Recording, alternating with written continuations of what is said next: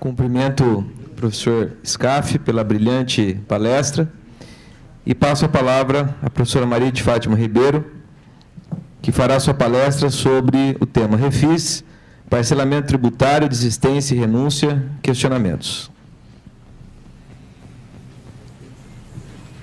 Boa tarde a todos. Nós estamos aqui para falar sobre esse tema, Refis, parcelamento tributário, a desistência e a renúncia. Depois das apresentações que foram feitas hoje aqui, nós vimos que esses temas escolhidos são temas todos pontuais e o Refis, apontado aí pelo colega Scaff, também considerando o Refis agora da Copa, nós temos várias questões que podem ser levantadas, algumas já resolvidas, mas que é importante lembrá-los. Mas, antes de falarmos, eu gostaria de agradecer ao Marcelo Magalhães a oportunidade, o convite, parabenizá-lo pela organização deste evento, que já há mais de 12 vezes já vem se concretizando. Parabenizar o meu colega Scaff, é um prazer tê-lo aqui nesta mesa. Nos encontramos em tantas outras situações acadêmicas, mas tributando, acho que é a primeira vez, na mesma mesa. Marcelo Diniz, meu colega de Londrina, que eu tenho o prazer de estar aqui com ele, nosso eterno presidente do Instituto de Direito Tributário de lá. Caros colegas, cumprimentando a minha colega Marielbe Queiroz, cumprimento todos os demais presentes. E esse tema aqui, ele é, embora muito complexo para nós trabalharmos, como mencionou Scaff, nós estivemos participando recentemente de uma mesa, junto com Paulo Calhendo, Marcos Catão, que discutíamos a questão da desistência no caso dos refis.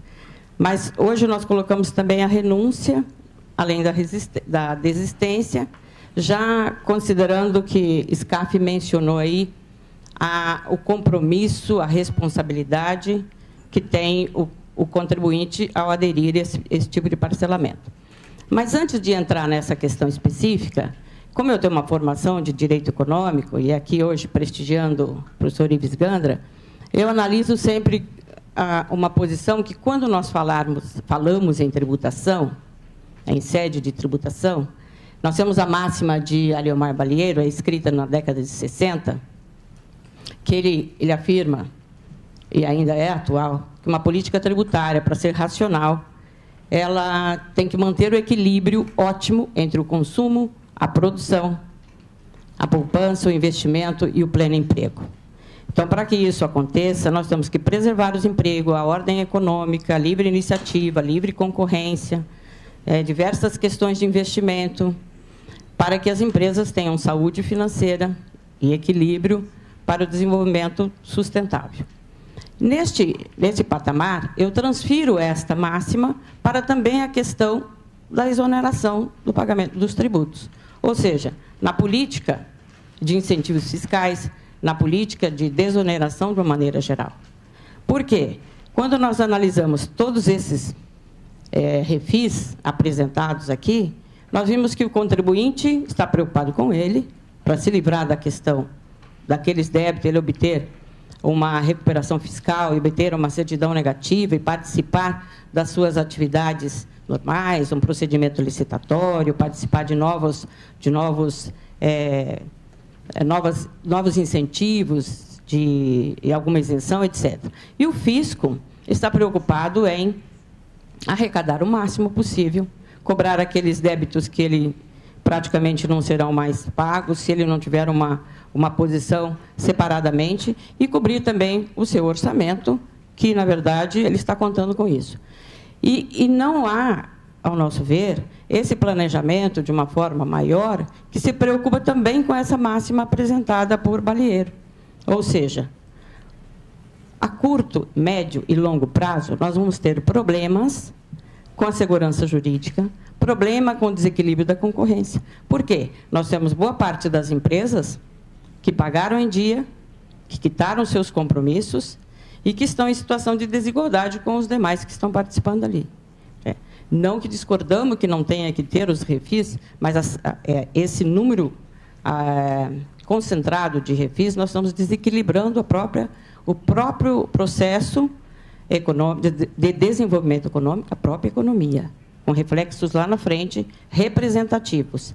Então, essa análise que vai repercutir, porque nós estamos vendo que várias empresas que têm 2 ou 3 refis estão fazendo novos refis em cima daquele que já foi feito anteriormente. Então, essa é uma preocupação que nós temos para que seja avaliado também, e não só dentro da Lei de Responsabilidade Fiscal, mas com todos os seus reflexos aí apresentados.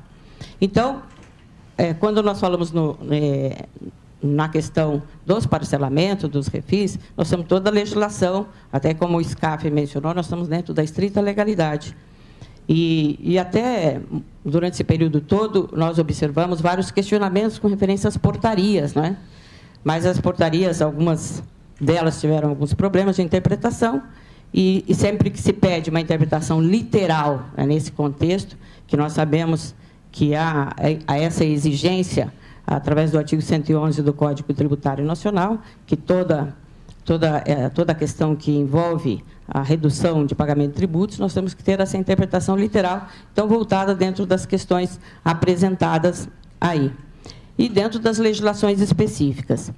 E agora o que nos interessa é que as leis concessivas dos parcelamentos, como nós sabemos, elas exigem algumas situações que o contribuinte tem que atender, exigências que tem que atender, um pouco diferente dos parcelamentos ordinários, né?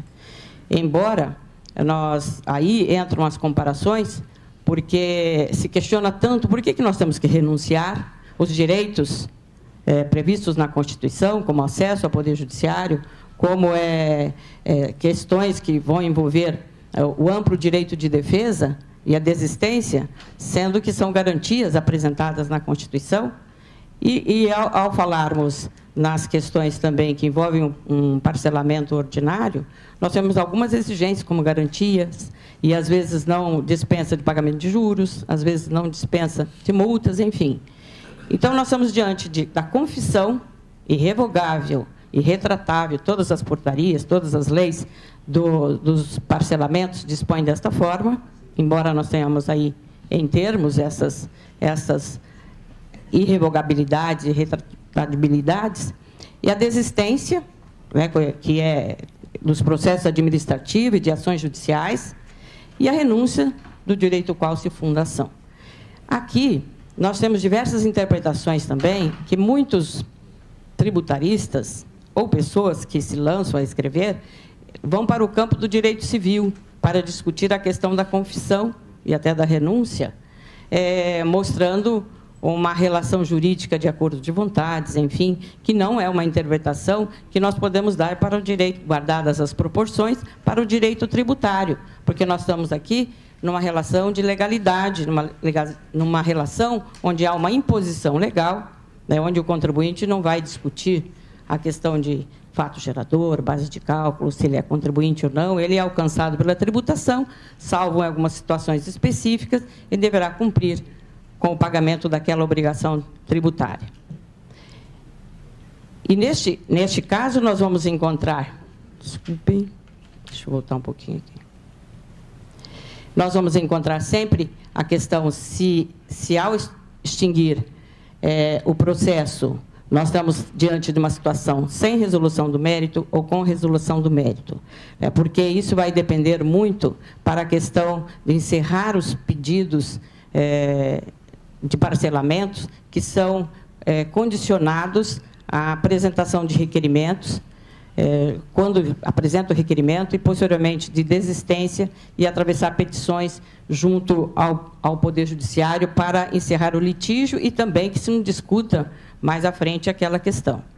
Mas nós estamos diante de algumas situações que podem deixar-nos refletir aqui com uma maior complexidade.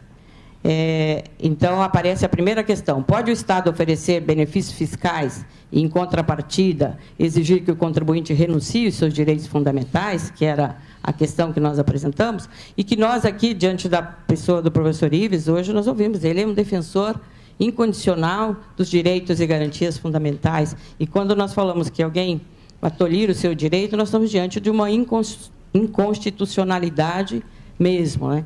Mas dentro dessas situações, como o professor Scaff mencionou, que se é um benefício fiscal, um favor fiscal, ou se é um direito do contribuinte, nós estamos dentro de uma relação legal, legítima, onde apresentam situações que precisam ser analisadas, guardadas as proporções.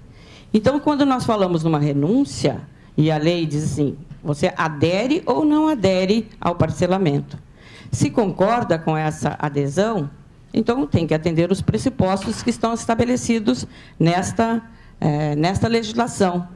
E também, de uma outra forma que nós vamos discutir, sem o pedido expresso de desistência, que já tivemos vários debates sobre isso, da parte autora, o juiz poderá extinguir o processo por conta do parcelamento, se ele não manifestou, se ele não apresentou ou renúncia, ou parcelamento, ou desistência, o juiz manifesta nesse sentido.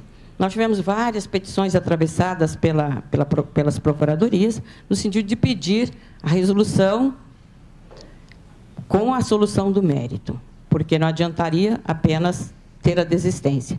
E aí nós tivemos várias decisões, vários embates, e nós tivemos um recurso repetitivo que foi apresentado aqui no STJ, que nós tivemos análise, no sentido de que, privando pela matéria de fato constante de confissão de dívida, pode ser invalidada quando ocorre efeito causador de ato jurídico. Então, neste caso, essa empresa ela apresentou uma declaração errônea, porque ela precisava, primeiro, de participar de um procedimento licitatório.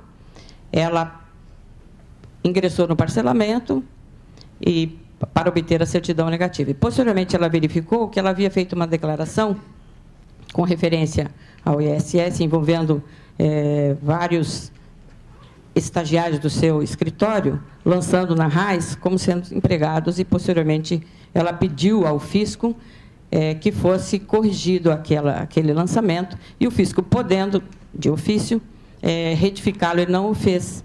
E o processo continuou até lá na frente, que ela pediu que refizesse todo esse cálculo, né, e que retirasse aqueles valores. E a defesa era sempre no sentido de que houve uma renúncia, é irretratável, renunciável, houve uma desistência.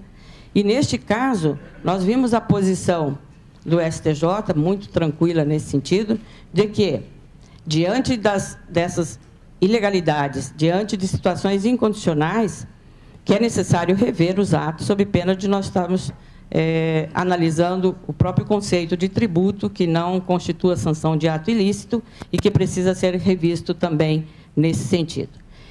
E ao mesmo tempo, neste julgado, a discussão sobre a necessidade de manifestação expressa, porque o próprio fisco estava substituindo a posição do contribuinte quando ele não manifestava, para que ele tivesse o encerramento da lide e pudesse dali seguir o parcelamento. Então, essas duas situações, elas estão já convalidadas e recepcionadas, mas o que chama a atenção é, mais adiante, numa posição onde nós temos o contribuinte que, quando a Fazenda poderá excluir o parcelamento do contribuinte que não renunciou, se ele não fez em tempo hábil, né? Ou se a Fazenda não percebeu isso. Então, o que ocorre? Não houve o pedido, e, com o passar do tempo, a Fazenda começa a observar e vai excluir o contribuinte do parcelamento. Então, aí nós estamos num processo de discussão agora, mas já temos algumas decisões do sentido que a Fazenda deveria fazê-lo também em tempo hábil, e ela não verificou os pressupostos. A Fazenda defende, alegando que ele não atendeu os requisitos apresentados, os pressupostos apresentados e os requisitos também. E, no entanto, só que ela se omitiu em fiscalizar isso e não verificou na oportunidade. Então, passado 1 ano, 2 anos ou menos, não importa quanto tempo, ela verificou que não foi cumprido e ela pretende excluí-lo do parcelamento. Mas, nesse sentido, nós temos decisões de que não competiria ali análise para excluir do parcelamento ou não, porque esse é um ato da autoridade administrativa. Então, ao final, aqui, se a circunstância permitir ou não adesão ao refis, nos termos da lei, né, essa matéria não é a matéria para ser analisada naquele sentido, daquele processo, naquela ação. Então, nesse ponto, o parcelamento vem sendo mantido. E outra situação que nós observamos também, que é mais difícil da gente ver em prática, nesse debate que nós participamos, embora não seja objeto aqui da nossa discussão, mas apenas para ilustrar, nós tivemos, o colega levou uma situação em que o juiz está aplicando o princípio da razoabilidade e da proporcionalidade, quando do não pagamento de mais de 3 parcelas, o contribuinte que está sendo retirado do refis, considerando a crise, as situações todas e o aguardo de um novo refis, que pede-se que mantenha, que ele dê a oportunidade de ele quitar os débitos atrasados e mantenha a posição. Logicamente, trata-se de uma situação inicial que poderá ser objeto de discussão mais adiante. São todas as situações nesse sentido, e aqui nós tem julgados que os contribuintes insistem em querer manter o parcelamento e não renunciar e não desistir das ações e dos processos administrativos que estão presentes. Então, aí pareceu-me, nessa análise que nós fizemos, uma questão um pouco de má-fé do contribuinte. Mas o que nós observamos também é que cada caso tem que ser analisado com muito cuidado, né? Porque vários contribuintes têm ações que estão tramitando e que estão próximas à solução e que tem uma previsão também de bom êxito e, às vezes, não convém renunciar para ingressar num parcelamento. E outros, aqueles que ficam na dúvida, porque não tem a menor previsão ainda de término de análise e considerando o tempo que os tribunais estão levando para analisar essas questões. Então, cada caso deve ser analisado isoladamente. Uma pressão que a gente vem observando é a questão das microempresas, que não entraram nessas questões, ou elas podem entrar ainda ou não? Nessa questão dos parcelamentos agora, né? Que são mais de 400 mil empresas, elas querem participar desse processo, e tem várias reuniões, vários debates, para que elas possam ser incluídas, e como tem legislação específica, não se trata de que estão discutindo, mas o governo também está interessado em mais de 14 bilhões de reais aí para receber, quem sabe tem um tratamento específico para as empresas também. E nesse tratamento aqui, nós verificamos a pendência de recurso administrativo inserido no programa de recuperação fiscal. Mas, acaso tenha ultrapassado para motivar a exclusão do parcelamento, é a mesma situação, que a ausência de requerimento formal de desistência não tem o condão de motivar a exclusão do contribuinte do refis. Por que nós acentuamos aqui? Porque nós entendemos que a renúncia, entendemos, e a legislação assim que demonstra, que ela é um ato que o autor tem que propor, tanto a desistência quanto a renúncia. Não pode ser substituído nem pelo juiz, nem pela outra parte, como no caso o fisco. Então, o que ocorre é, não tendo interesse em desistir ou renunciar, que seja negado a ele o parcelamento. Não obrigado a ele que renuncie ou que desista desses direitos, que é acesso ao Poder Judiciário, por exemplo, e esse amplo direito de defesa, que são prerrogativas garantidas constitucionalmente e que não mero pacote, como foi mencionado aqui, de um refinanciamento. E, por conta disso, nós apresentamos uma afirmativa doutrinária do professor Roque Carrasa, que, junto com o Balieiro, me dão suporte aqui nas nossas defesas, é que o contribuinte tem a assisti-lo o direito, a qualquer tempo, de ir ao judiciário, né? E, por isso, que este poder decida, com imparcialidade, se as exigências do fisco encontram ou não acústica na Constituição, né? E, por conta disso, o magistrado tem o dever indeclinável de prestar a tutela jurisdicional. Então, ele dizendo se cabe ou não, neste caso.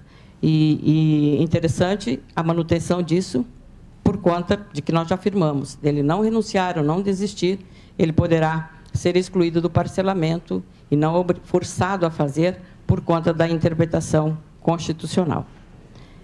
E aí, como uma sugestão, até para quem quiser se interessar, mais uma leitura, que eu achei muito interessante, é uma tese, Renúncia de Direito Fundamental, editada pela Malheiros, e o parcelamento tributário, que aqui, coordenado pelo Marcelo Peixoto e outros autores, como o professor Clélio Chiesa, também, que esteve dando palestra aqui com os senhores.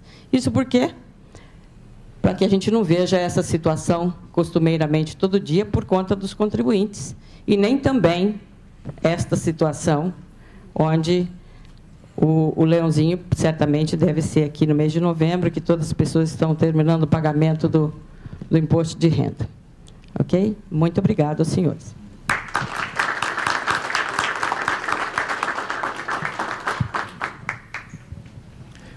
Cumprimento a professora Maria de Fátima Ribeiro, que, inclusive, também é a coordenadora científica desse evento. Então, ela também, além de palestrante, é responsável pela organização e pela escolha dos temas, dos palestrantes. E, especialmente para mim, que fui seu aluno, né? Sempre vou ser seu aluno aí de uma vida toda. É uma honra estar aqui ao seu lado. Bom, nós vamos começar agora os debates, e eu vou iniciar fazendo uma ponderação em relação ao que a palestra do professor Fernando Facuri Scaff. Sempre me incomodou, talvez eu não tivesse a coragem de abordar o tema desses programas de refinanciamento fiscal sob a perspectiva da transação, conforme o professor Fernando fez. Porque tem anistia, tem remissão, mas também tem parcelamento, que é forma de suspensão da exigibilidade. Diante disso, eu, embora acredite que seja muito convincente a abordagem dos refis como forma de transação, eu entendo que é um óbice, que é o próprio artigo 171 do Código Tributário Nacional. Porque quando o Código Tributário Nacional classifica a transação, ele classifica como forma de extinção. E, segundo a doutrina, por exemplo, do professor Paulo de Barros Carvalho, ele diz o seguinte, que a transação sempre vai importar em pagamento. E que nunca haveria uma transação em que não houvesse pagamento. Então, no fundo, o que extingue o crédito não é a transação, e sim o pagamento. E o refis, da forma como ele vem sendo proposto, ele implica realmente concessões mútuas. Porém, essas concessões mútuas estão vinculadas a um parcelamento, e parcelamento é forma de suspensão da exigibilidade. Uma outra dificuldade que eu também vislumbro na caracterização do refis como uma forma de transação é o problema de que, se nós considerarmos como transação, a jurisprudência do STJ, que foi mencionada pela professora Maria de Fátima Ribeiro, ela teria que ser toda derrubada, né? Porque, se realmente é uma transação, aconteceria a extinção do crédito e o contribuinte não poderia discutir erros de fato e erros de direito, eventualmente constantes da confissão que ele tem que fazer, porque primeiro ele tem que confessar, depois ele vai ter que fazer adesão a esse programa, e aí que aconteceria a transação. Esse é um outro obstáculo que eu também encontrei. De qualquer maneira, eu deixo aí uma primeira pergunta para o professor Fernando. Se realmente esses programas de refinanciamento são forma de transação, então haveria uma novação da obrigação tributária? Porque se o contribuinte faz uma transação, aquela obrigação tributária inicial deixaria de existir, uma nova obrigação tributária surgiria?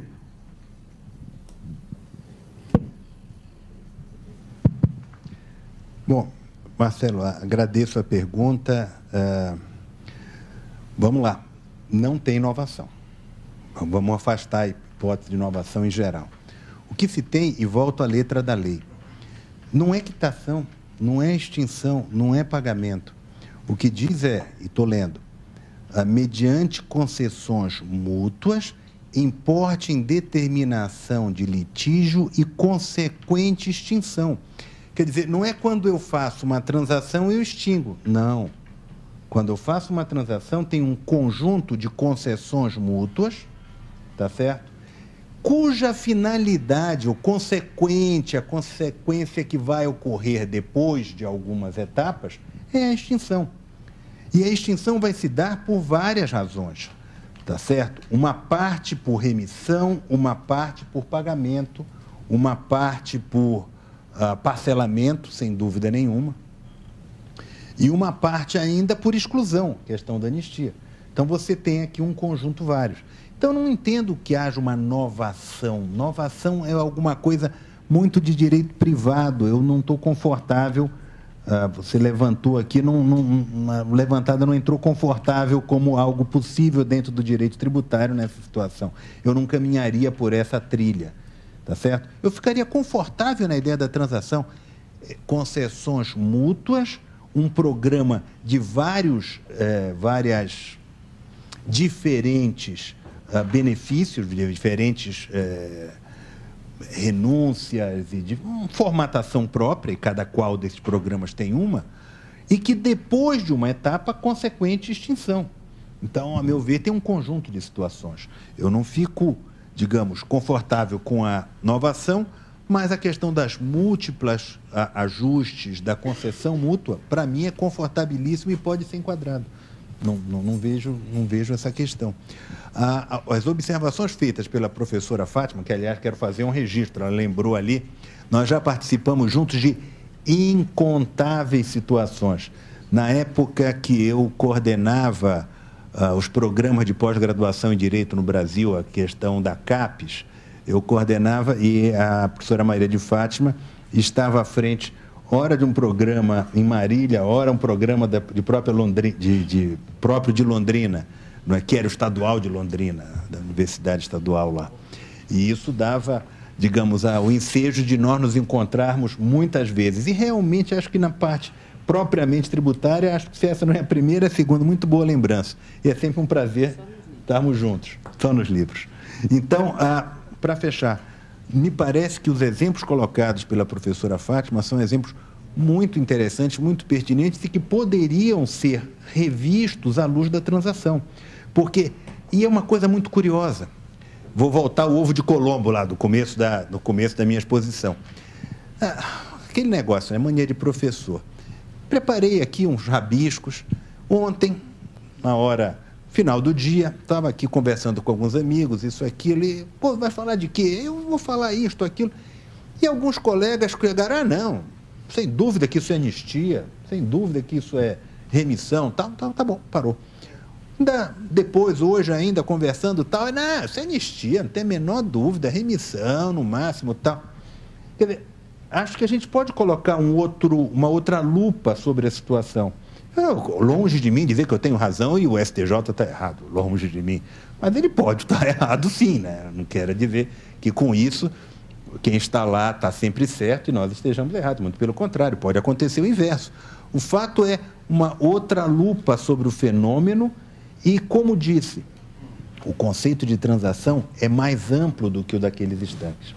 Fica a ideia para pensar, mas me parece bem encaixado. Não falaria inovação. Mesmo para um contribuinte que não tem litígio, o Código Tributário fala que com o objetivo de extinguir litígio. Ele fala em litígio, né? Imagina um contribuinte que não... Está aqui, mediante concessões mútuas, importe em determinação de litígio e consequente extinção de crédito. Acho que sim. Até porque eu abro mão da possibilidade de discutir. Eu renuncio o direito a discutir. Quer dizer, o litígio pode ser o litígio em potência ou um litígio efetivo. Ainda aqui não vejo discussão. Impossibilidade de encaixar. Sim, senhora.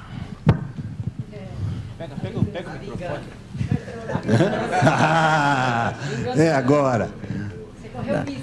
Olha só, levantei e a vingança bola. será completa, mas com todo prazer, que eu acabei de descobrir que ele já é professor de 2 gerações, né? De mim, minha no mestrado e minha filha no doutorado, né? Quer dizer, então, professor, mas Isso ele quer sempre dizer, jovem, nós 2 crianças. Isso quer dizer o seguinte, é uma família de pessoas inteligentes. É gente, é gente. Veja, palestrante em hora de almoço, além de almoçar, fala das palestras, né? E você colocou uma coisa interessante, a questão da transação, realmente eu acho que existe. E você fez uma pergunta que eu venho refletindo de lá, com relação ao reconhecimento disso, do que se deixa de pagar, né? Ou seja, ou por anistia, ou por renúncia, ou por transação, seja lá, você deve 100. E as multas você não vai pagar, o juro não vai pagar, etc. Você deixou de pagar algo que no seu balanço está lá como um passivo, né? Está provisionado, lá na época você não pôde deduzir porque era passivo, e agora você vai poder deduzir do imposto, e você colocou a questão se seria receita, né? Aquela parte que você deixa de pagar pelo benefício que está lá no parcelamento. Tá? Eu entendo que, para fins do IRPJ e da CSL, e aí gostaria de compartilhar a minha reflexão, continua como receita. PIS/COFINS, mesmo depois dessa lei, eu acho que não pode ser considerado como receita para PIS/COFINS, que não tem nada a ver. Mas, contabilmente, quando eu der baixa no meu passivo, que está lá por 1.000, e vou pagar só 800, seja transação, seja anistia, seja o que for, 200 vai sobrar. Contabilmente, isso será receita. Não existe previsão para eu excluir isso do imposto sobre a renda da CSL. Conclusão, estaria na base de cálculo dos 2 tributos. E aí eu teria que tributar. Embora eu tenha que dar baixa no meu passivo integral, e aí compensaria o que eu tenho de despesa do meu processo com a receita do outro. Mas essa parcela que eu deixei de pagar seria receita. Gostaria de ouvir você sobre isso. Grande Merielbe. Só para não aproveitar para tirar uma tese para os meus clientes, né? É claro, não tem dúvida, não tem dúvida nenhuma. Mas, primeiro, é um prazer ser professor de 2 gerações, não tem a menor dúvida, é um prazer isso. E ainda de Recife para São Paulo, olha só que beleza. Bom, Meri, eu quero dizer o seguinte, eu não estou confortável com esta análise, principalmente nessa frase que você diz, seja anistia, seja remissão, seja transação, acho que é aqui que tem a diferença. A questão da natureza jurídica vai ter diferença para estes efeitos fiscais, tá certo? Eu acho que precisamos pensar um pouco mais. Mas se na transação, achada como transação, não há nenhuma especificidade de vantagens outras para o fisco, porque, na verdade, quando você faz essa operação, você está oferecendo mais receita para o outro lado. Correto? Isso não estava dentro da equação original da transação. É claro que essa é uma ideia que a gente precisa aperfeiçoar, mas a minha primeira impressão dentro deste enquadramento é que, sendo transação, basta em si dentro daquela equação. Agora, é algo que precisa ser melhor meditado, porque realmente neste aspecto do imposto de renda e CSL, precisamos pensar um pouco mais. Porque, veja só, estou indo pela questão do balanço. De acordo. Veja, no meu passivo eu tenho um balanço de 1.000 registrado lá, que eu vou pagar provisionado, etc. Eu vou pagar algum dia. Devo, mas não nego. Né? Tá. Pago quando puder. Só que na hora que eu for pagar, contabilmente eu tenho que dar baixa nesse valor. Entendi. E tenho que ter uma contrapartida para isso. A minha contrapartida, contabilmente, será uma receita. Contabilmente. Né? Aí vamos discutir agora... De custo, redução de passivo. Vamos discutir agora a questão da natureza. Eu não vou nem analisar a questão que a lei do imposto sobre a renda diz. Eu só posso excluir do LALU as exclusões expressamente previstas na lei. E essa não estaria prevista na lei. Então, por aí, vai ser autuado. Mas vamos discutir a filosofia. Aí você diz, não, se for transação, são concessões mútuas, mas é um ganho que a empresa teve, porque ela deixou de pagar. Por exemplo, quando eu tenho um débito particular e alguém perdoa a minha dívida, isso é uma receita. Redução de passivo. Então, é a mesma coisa, seria para o imposto. Estou refletindo e tentando achar a saída para o meu cliente. Claro, mas eu estou insistindo no mesmo ponto. Mesmo olhando todos esses aspectos, a partir do momento que eu digo, tem uma transação e isto não é expressamente previsto, tá certo? Algo que diga, e vou voltar à legalidade, Vou usar uma expressão sua aqui, que diz assim, se é para ter propósito negocial, se é para dizer não vamos fazer, faz uma lei e coloca isto.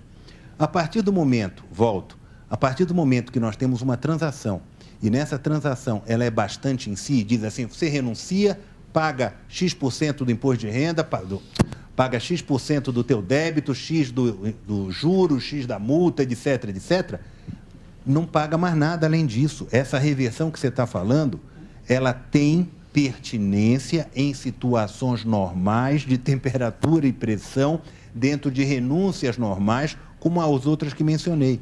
Portanto, o que coloco de novidade aqui é o fato de ser uma transação não implica em mais receita pública, em hipótese nenhuma decorrente daquela específica, isolada e segregada operação de transação.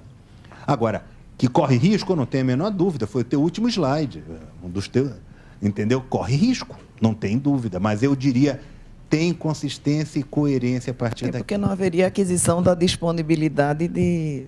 Agora, tem redução de passivo. Aham. Só vou fazer um comentário sobre a pergunta da Marielpe. Nós que trabalhamos com contabilidade, também sou contador, mais do que eu. Exatamente isso que ela falou. Olha só, eu tenho lá um passivo de R$1 milhão, né? E veio a lei de desconto, vou pagar 800. Eu vou lá e pago 800 e acabou. Só que quando essa operação vai para a mão do contador, ele tem que contabilizar, não é? A contrapartida vai sobrar 200 lá no passivo. O que ele faz? Ele não pode deixar aquilo lá parado. Então, na prática, como é que funciona? Tirando essa questão da transação, tá? Se for anistia, remissão, o que for, eu vou baixar aquilo como... eu não usaria nem a expressão receita, eu usaria a expressão recuperação de custo tributário. Não é? E recuperação de custo tributário não é base de cálculo de PIS e COFINS. Isso a própria Receita Federal... eu acho que a Receita Federal reconhece, eu não sei. Não, eu não acho... Não. Deixa eu fazer uma consideração. Porque eu falei sobre isso, Marcelo, na minha apresentação, vou te dizer por quê. Eu analisei o Refis das Autarquias para um cliente meu, e num dos artigos do Refis das Autarquias, eles prevêem a possibilidade de você utilizar o prejuízo do imposto de renda e a CS para o quê? Para quitar PIS, COFINS, imposto de renda e CSL. No caso, que incidente sobre o benefício que ele teria com a anistia.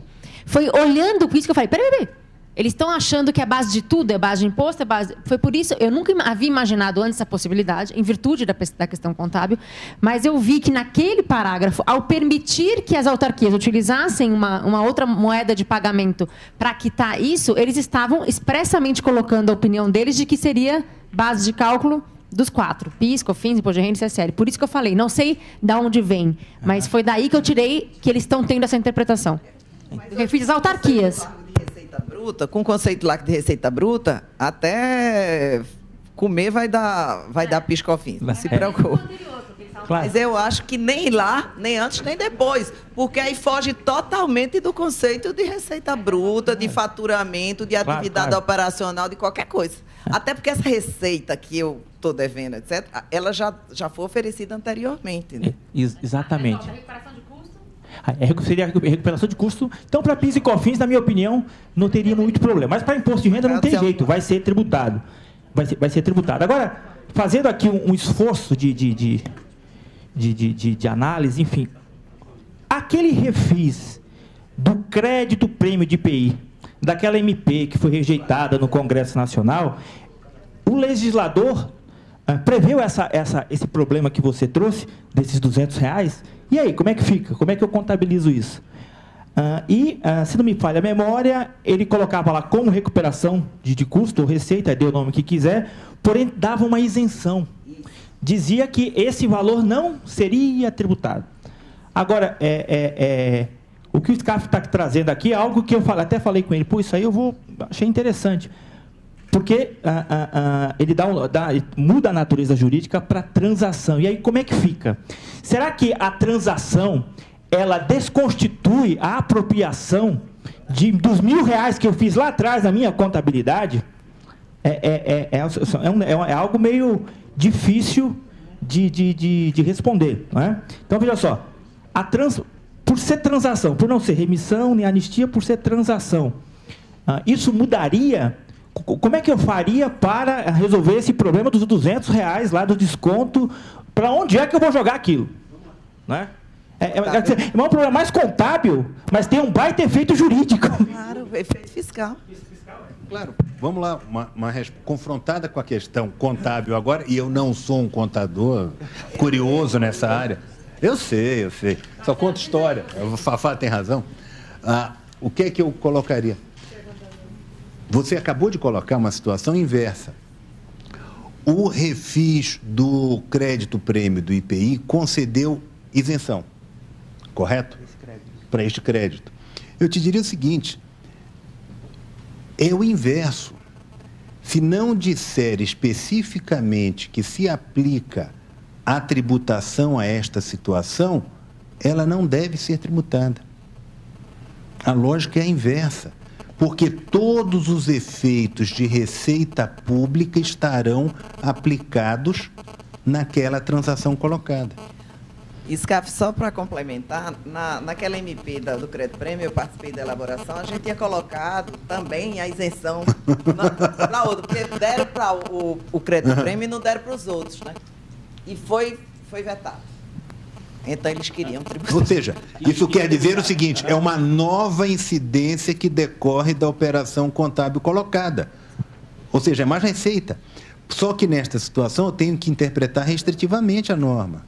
Eu, considerado transação, tudo que daquela operação tiver decorrido está enquadrado naquela equação de receita para cá e abstenção. Eu não posso fazer essa vírgula de... Não, a operação aqui é 100, você vai pagar parcelado. Mas o que eu estou abrindo mão, você faz nova incidência. Na dúvida, é melhor entrar com ação judicial realmente, porque você já garante que seu cliente não paga. Né? Olha só, tá? Mas aí eu tenho... só uma... Mas aí você não pode discutir no CARF, né? Mas também lá não vai adiantar nada. Não gasta esse latinho. Estou brincando. Não, esse latinho eu acho que o CARF não vai. É um latim muito próprio. Não vai poder aplicar. Gostaria, eu tenho certeza, mas acho que não. Então, só para voltar, Mary, é aquele negócio. Vamos voltar alguns passos à teoria. Entendeu? Vamos olhar o que é que se enquadra por anistia, remissão, etc. O que é que se enquadra por transação? São múltiplos negócios visando a extinção. Claro, não quer dizer que eu faço a transação e acabou. Não. É uma tendência um caminho para, tá certo? Então, acho que é um caminho a se pensar e eu estou confortável nisso. Mudar da natureza jurídica, muda os desdobramentos todos. Se tributar, reduz a minha transação. Marcelo, você pediu? Alguém tem mais alguma pergunta?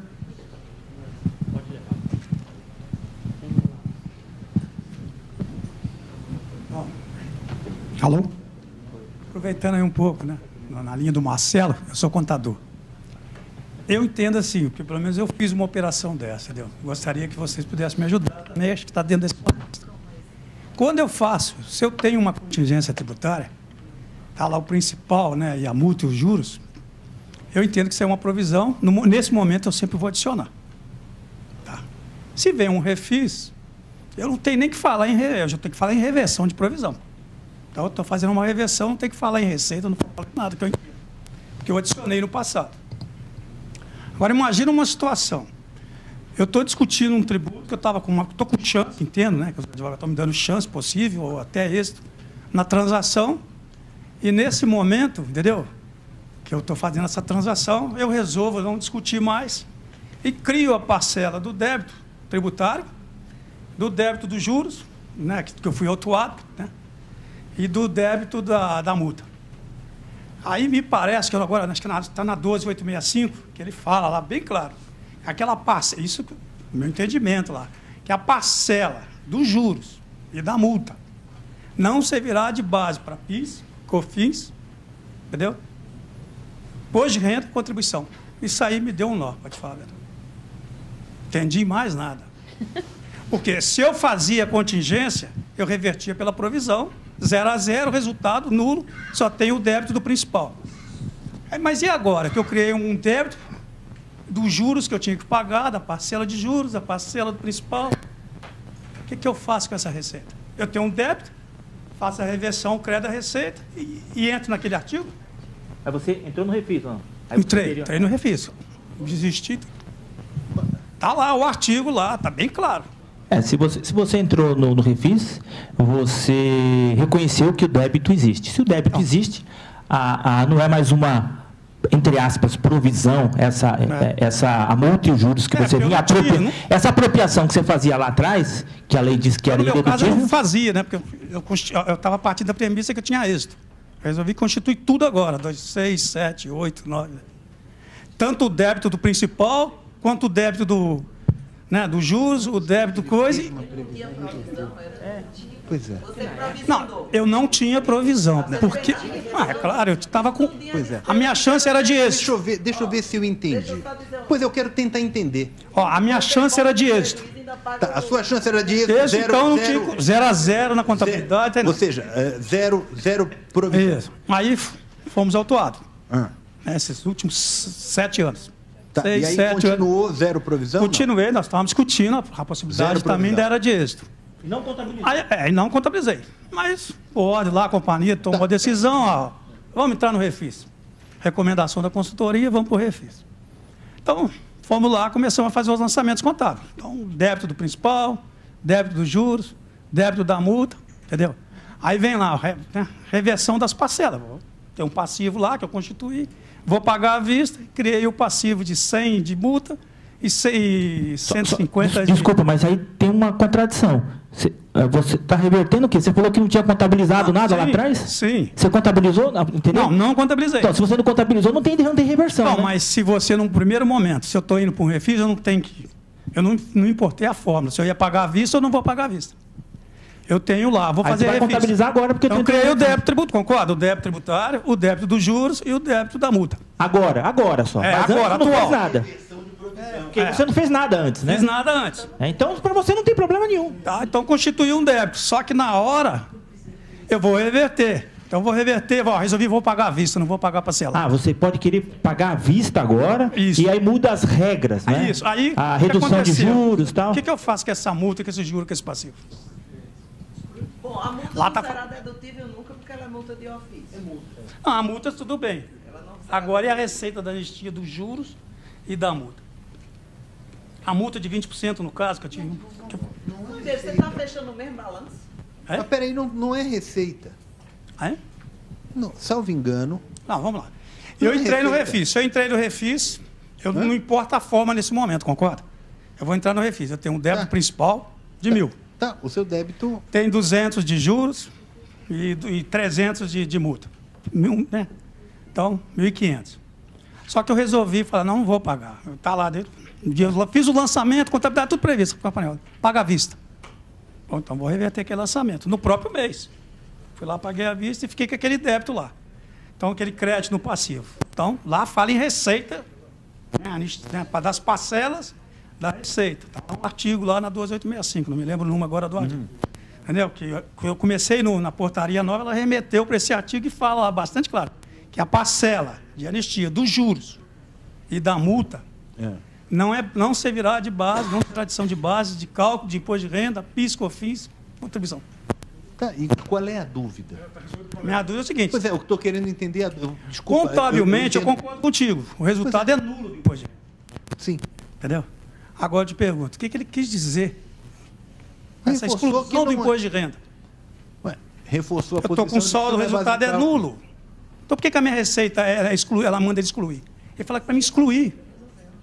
Não sei se alguém viu esse artigo, entendeu? É para excluir. A receita de anistia, entendeu? De anistia de 100% dos juros da multa, para excluir da base de cálculo do PIS, do COFINS, do imposto de renda, contribuição social. Ou seja, não é para oferecer a tributação. Não, veja, contabilmente era receita, e aí resolve... Não, eu tenho uma despesa de... Escuta, eu tenho uma despesa... Ele reforçou a posição de que não é para oferecer. Eu tenho uma despesa de juros, mas eu tenho uma receita, né? Anulou o efeito. Mas por que eu vou excluir? Exatamente porque Porque dentro do imposto sobre a renda é receita e é despesa. Se você deixar como receita, ela está embutida na base de cálculo do imposto sobre a renda, porque está dentro do seu lucro líquido. O lucro é zero, estava zero. Mas veja, ele está mandando excluir. Ele está autorizando que essa receita, de juros, não é que você vai excluir, ela não vai ser computada na base de cálculo. Resolve a nossa dúvida de que, para fins do imposto de renda, a lei reconheceu expressamente que ela não será tributada, embora contabilmente ela seja imposto. Esqueça a despesa que iria anular. Tá. E eu não vi o artigo e resolve. É como aquela questão... Isso aí gerou uma... Exatamente. Que a gente falou do crédito preventivo, que a lei trouxe expressamente que não seria. Se não trouxesse, poderia sofrer ocupação. Desde que não entendesse que fosse uma transação. Ok, muito agradecido. Terceiro da 11.941, 2008. Que excluía do... Não, exatamente, porque contabilmente está como receita e aí você não vai estar resolvendo o problema. Mais alguma pergunta? Olha, até tinha, mas eu não sei se vai ficar muito. Já tenho uma dúvida. Quando você fala que não é inovação, e aí alguém falou sobre a questão da prescrição, né? Se eu colocar débito prescrito. Se eu colocar débito prescrito dentro do refis e não é inovação, porque uma das teses da Procuradoria é que a partir do momento que você colocou um débito prescrito, você inovou, posso continuar te cobrando e tal. Digamos que eu tenho incluído o débito prescrito e depois, lá para frente, eu vejo se o débito está prescrito, como é que eu faço para tirar o débito de lá? Vamos lá. www.queirozadevedo.com.br. Não, com raciocínio de que... Por raciocínio que não sei inovação, a Receita Federal vai dizer, sempre deveu, eu só não posso te cobrar, mas você está pagando. Aí até o STJ já é... Até o STJ. Bom, vamos lá. Não, nós temos que ter um duplo respeito. Não é? Não. Sem a história do Queiroz, vamos lá. A gente tem que ter um duplo respeito por uma moça cujo sobrenome tem Midas. Um toque de Midas na mão dela. Ela está olhando como é que ela resolve isto. É uma outra coisa. Então, vamos lá. Se é para fazer corte raso, vamos fazer corte raso. O fisco não pode ficar com 1 centavo extra legem. O princípio da reserva legal, Ives falou aqui vastamente, e todos conhecemos um bom pedaço dessa história. O princípio da reserva legal tem a seguinte implicação. Ele vai determinar, o fisco não pode ficar com 1 centavo além do que a lei determina. 1 centavo além. Isso mostra, e aqui é para radicalizar, vamos, aquele negócio, é hora do corte raso, Isso mostra, por exemplo, que o artigo 166 do Código Tributário Nacional, aquele que traz a questão da repetição de indébito dos tributos indiretos, que vai dizer, só se o contribuinte conseguir comprovar, ou só se devidamente autorizado devolver, que tem a mesma base da súmula 546 do Supremo, aquele artigo é de uma eficácia impossível. Entendeu? Impossível. Porque se você rasgasse a súmula, se você rasgasse o 66, mesmo assim, todo centavo que o fisco ficar além da reserva legal, infringe a lei. Porque a reserva legal é uma moldura que vai te dizer, o fisco tem a receber 100. Se recebeu 101, devolve o 1. E isto é aplicado não só na questão da repetição dos tributos indiretos, mas também nesta questão de débitos prescritos. Tanto que, se você virar do avesso o Código Tributário e virar de novo para frente, você não vai achar a palavra inovação. Que conversa de inovação é essa? Inovação inovação sem base legal no direito público. Peraí, me ajuda. Assim não dá, né, meu irmão? Não dá. A gente dá aula desse negócio, de vez em quando, tal. Quer dizer, não dá. Que papo é esse de inovação? Isso é um papo furado. Não tem. Não, eu sei. Não. Você está jogando até a fonte. Não, isso é a turma do fisco. Pois é, não dá. Me ajuda nessa história. Então, não tem base. E para dar corte raso mesmo na questão dos tributos indiretos, repetição de tributos indiretos, todo mundo conhece súmula, aquele negócio todo, o fisco não pode ficar com centavo pela singela enunciação da reserva legal. A reserva legal não permite que o fisco fique com um centavo além daquilo. Pronto. Esteja o contribuinte de direito, vai dizer, autorizado pelo de fato a receber a devolução, ou tem aquele negócio, aquela declaração de que não repercutiu. Mesmo nessas situações, não pode ficar, tem que devolver. Fafá, complementar alguma coisa? Não, não. Não? Estou bem satisfeita. Então tá bom. Uma notícia, vai. Que ontem o refis foi reaberto. Ontem a MP 65 foi convertida em lei e o refis foi reaberto por 15 dias. Mais um refis. Bom, mais um refis para a lista e mais agora todo mundo atento. Será que este não é uma transação?